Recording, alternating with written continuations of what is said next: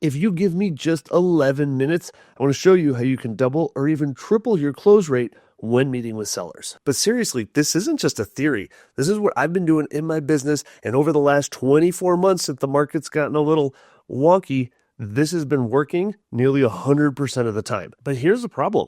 Most of the advice out there just makes everything way too complicated. All the fancy sales tricks and schemes to try to get people to say yes, all the high pressure closes, and they're all tactics, but they're honestly tactics that only a handful of agents can actually pull off comfortably to close more deals. Most agents are trying to sell themselves on why someone should work with them. I don't do that at all.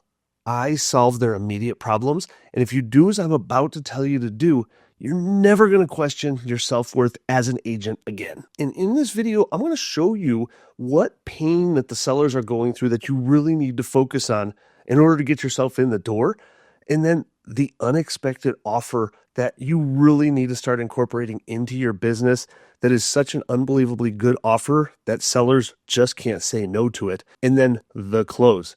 How the closing questions go that beats all of my competitors every time. To start off with, I work with motivated sellers, okay?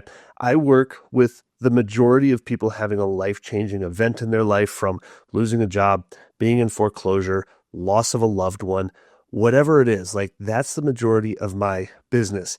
And so in this scenario, it was like many of the other ones.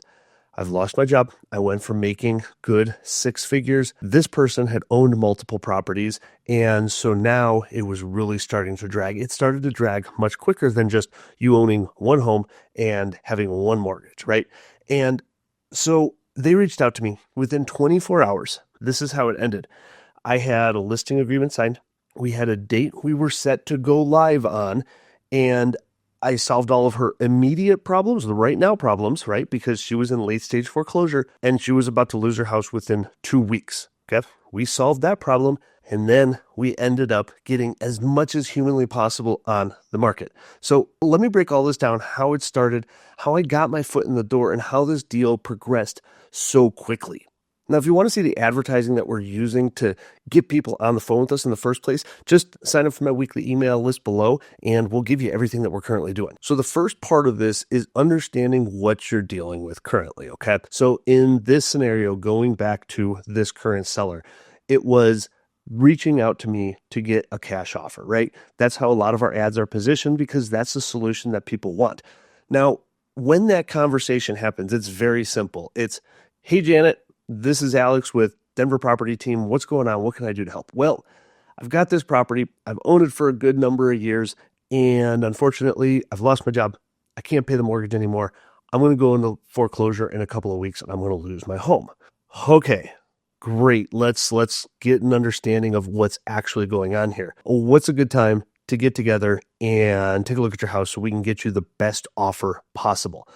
You know, great, I'm around this afternoon, but what is it that you guys actually do? Okay, so first of all, you say you're in late stage foreclosure, right? And this is where understanding exactly what's going on, because maybe they're in probate and they're looking for a cash offer. But if they don't understand that they're not going to be able to cash out on that property for 6 months anyways, because they haven't started the probate process, you need to understand that. They say they're going into foreclosure. Does that mean they're just starting the foreclosure process, or does that mean they're going to auction in 2 weeks? So this is where it's up to you to gather the right information, because then we need to cater this to exactly what they're going through.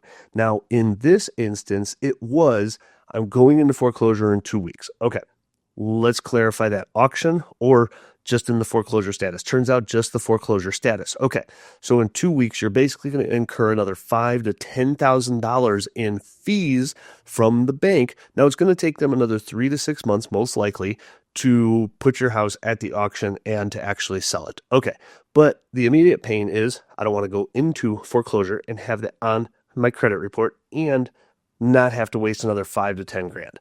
Okay, so how about this? What if we give you our cash offer, right? We'll tell you exactly what that is. I do need to see the condition of it, but there might be another better way to get you as much as possible for your house and to solve that foreclosure issue. So when's a good time that I can come by? I'm around this afternoon, right? You need to get in front of them as quickly as possible because they're in problem solving mode.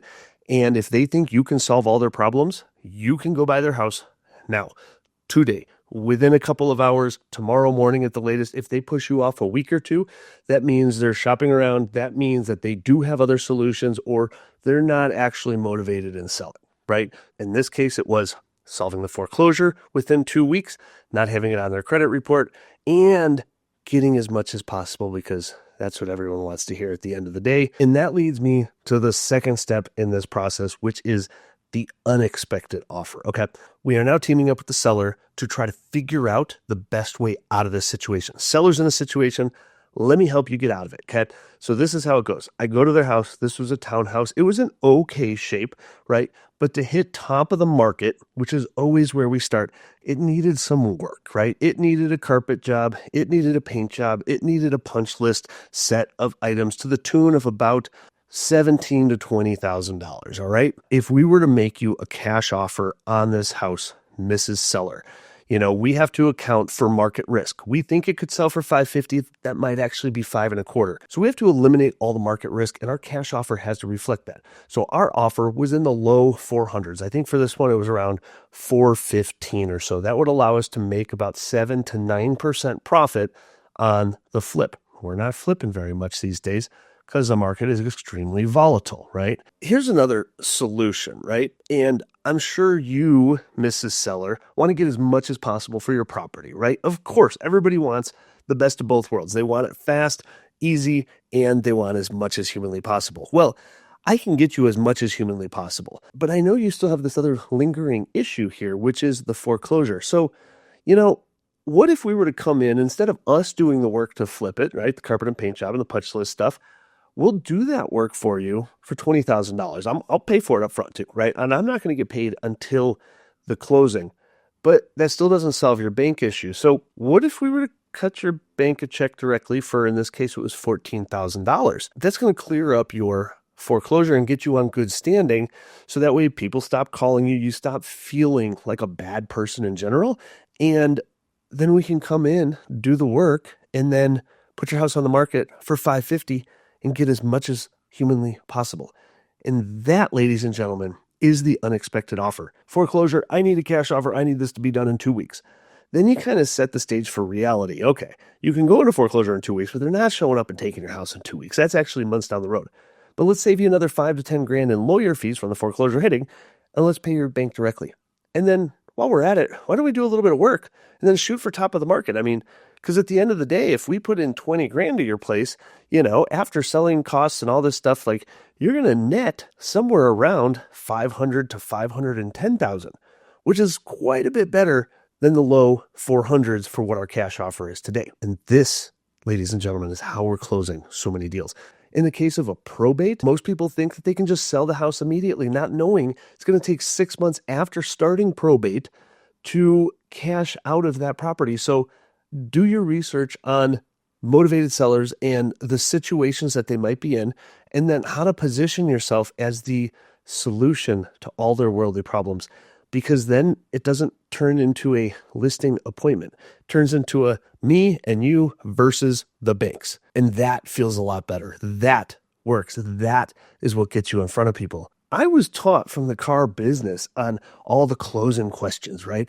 How many times you need a yes question to be answered yes before you ask your questions. The if I could, would you, the assumptive close is the, it just is ad nauseum at all the tricks that we are taught as agents to close. I think if you solve problems, there is no closing question. My closes go something like this. Okay, Mrs. Seller, if we list for $550, we put 20 grand of work into the project. We give you 20 grand in your pocket, right? We'll pay 14 to the bank. We'll give you 6, which, by the way, we put a note and a deed of trust on the property. So that's how we're paid at closing, or we're guaranteed to be paid back. And we have a really good system about it. Again, just get in my weekly email below and we'll give you the entire process. The next question is real simple, and it's the only closing questions I have. Well, Mrs. Seller, does it make sense for us to make out a check to the bank in the amount that you owe? Or does it make sense to show me your last bank statement so we know how much to make the check out to the bank? Or does it make sense to have our carpet and paint guy come over here, verify the numbers so we can get started? And that's it. That's all it is. There's no conversations about commissions, about how much we make. And if they ask, I'll be honest with them, right? When we do our fix and list deals, I charge 3.2% on the listing side, which is a little bit more than the standard 2.5, 2.8%. And then we make 20% on the funds that we loan to fix up your property or to give you as cash. So on this deal that we basically loaned $40,000 for in work and cash up front, we make $8,000 on that part of it. Plus, we make 3.2% on the listing side. So on a $550,000 property, I mean, we're making about $24,000. Now, yes, we're working for it, but we feel our value. We know we're solving problems, and we sleep really, really well at the end of the day because we know we've got someone in our corner that we are truly helping out of a tough situation that just was put in here by, the events of life. And now you're not a salesperson anymore. You're the answer to the thing that's been stressing them out for weeks. And if you want to see exactly how we're structuring it, just get on our weekly email and I'll show you how I'm closing 1 out of every 2 to 2.5 meetings. I break down the whole system in detail, and it'll literally change how you approach every single seller from here on out. But I've been closing deals for 15 years here in Denver, right? And sometimes I take things for granted. So I put this video together going over the most important lessons I've learned in this business that would have accelerated my learning by a decade or more.